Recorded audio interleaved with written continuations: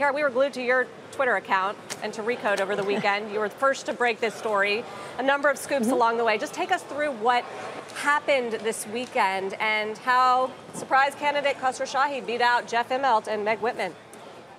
Well, it was a really tumultuous weekend, and in fact, it hasn't really been officially announced yet, but we're pretty certain he's the candidate and the person they've offered the job to, and it's a done deal. But you know, it was interesting because going into the weekend, it looked like Meg Whitman had the strength of that job, and I think a lot of people thought that she would get it, and it was reported a lot. I was writing that it was a little more sketchy than that because she had a lot of demands for the Uber board that were pretty complex, including changes in governance, what the involvement of Travis Kalanick would be, and she wanted that lawsuit between Benchmark and that Benchmark waged against Kalanick to be stopped. And so I think she was a more problematic candidate because she was demanding a lot of things, which seemed entirely reasonable.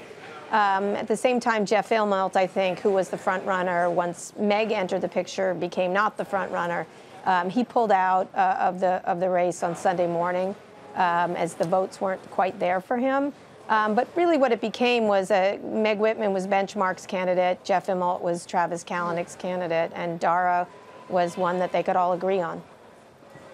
Kara, between a fractured board, a founder who's been troublesome, employees in turmoil, a reputation that's tough for Uber right now, this is a really tough situation for Dara Khosrowshahi to go into. Compare it to Yahoo or anything else you've seen in Silicon Valley. Have you ever seen a CEO coming into a job tougher than this?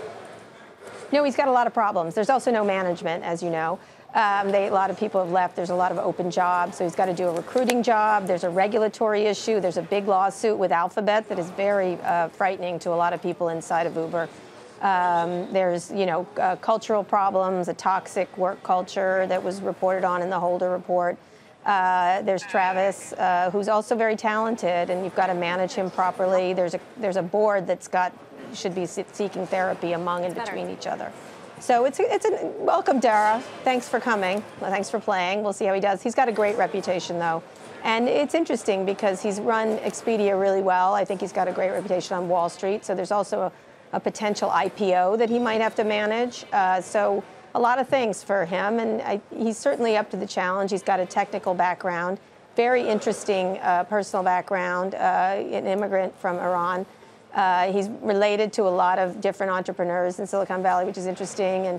And he's also very outspoken. He spoke out against the Trump administration on the travel ban. And he's been trained by Barry Diller. He was his CFO at IAC, so he knows a tough boss, terrific boss, but a tough boss. So it's an interesting choice. And we'll see if he can cobble together what's needed to fix what is a very, as I've said many times, a great product and a business that's super promising.